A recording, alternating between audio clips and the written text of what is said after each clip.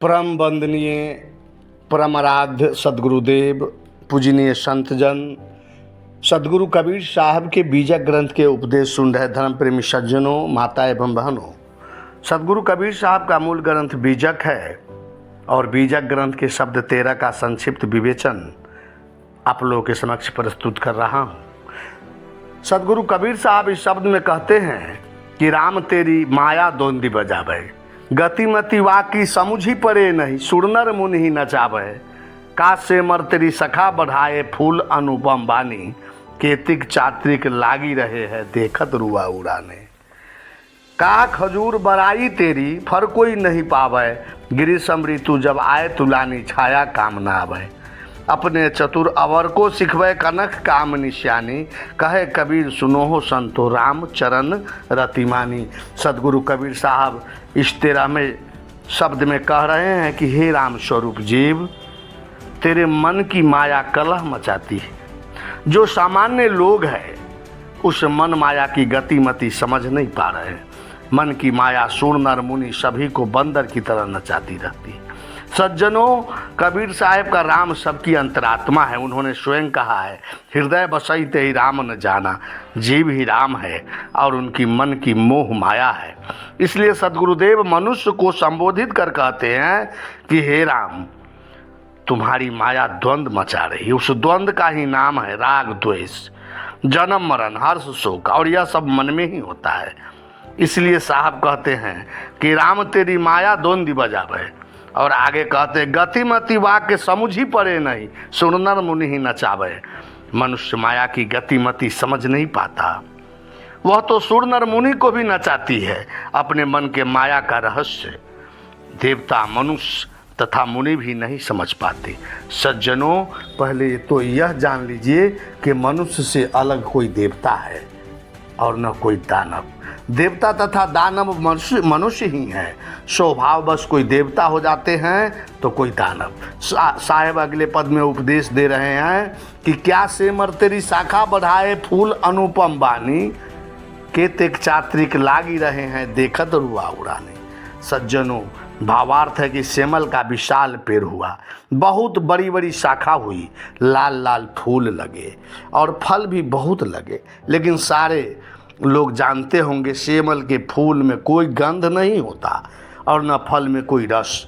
फल पकने पर रुई निकलती है। बहुत से पक्षी सेमल के बड़े फल पकने पर बड़े फल को देखकर उस फल के भोजन पाने की इच्छा रखते हैं, परंतु जब फल पकते हैं और फल से रुई निकलते देखकर पक्षी उड़ जाते हैं। बड़ी ही उसे उदास मन होता है।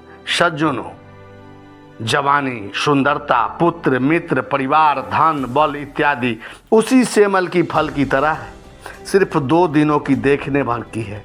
चमकती जवानी थोड़े दिन के लिए, चमड़ा की सुंदरता देखते देखते सिकुड़ जाती, आंखें धंस जाती है, दांतें टूट जाती है, गाल पुचक जाती हैं और उभरी हुई सीना सिकुड़ करके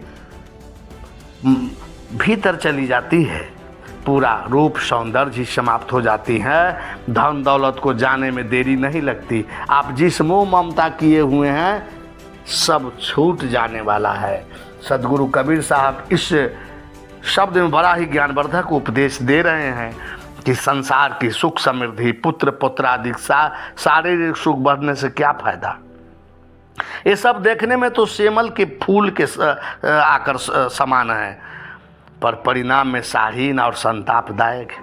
चातक पक्षी सेमल के फलों को सेव कर पड़ा रहा कि बहुत सुख मिलेगा, वैसे ही मनुष्य भी संसार को सेव करके बैठा है कि इसमें बड़ी शांति एवं सुख मिलेगा। इसे सुख शांति पाते किसी को नहीं देखा गया। सेमल के फलों से जैसे रुई उड़ती है वैसे ही संसार में मोह होता है।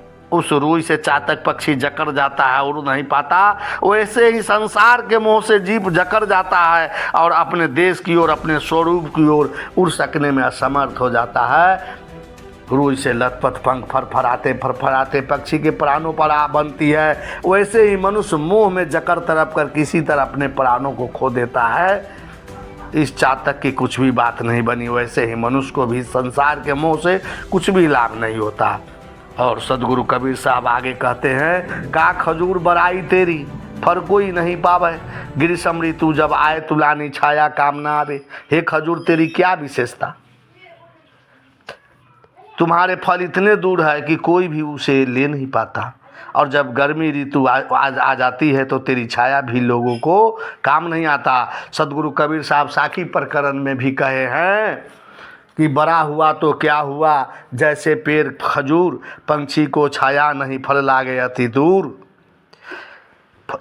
ये मायामय संसार खजूर के पेड़ की तरह है। इसके फल तूल पुत्र पौत्र धन दौलत घर मकान जीव किसी के काम नहीं आते। और गर्मी के दिनों में यानी कि वृद्धावस्था पर मृत्यु जब आती है तब छाया तुल्य पुत्र पौत्र घर द्वार सुख संपत्ति स्त्री बच्चे उच्च जाति विद्या परिवार अपार संपत्ति कुछ भी सुख शांति देने में असमर्थ हो जाते हैं।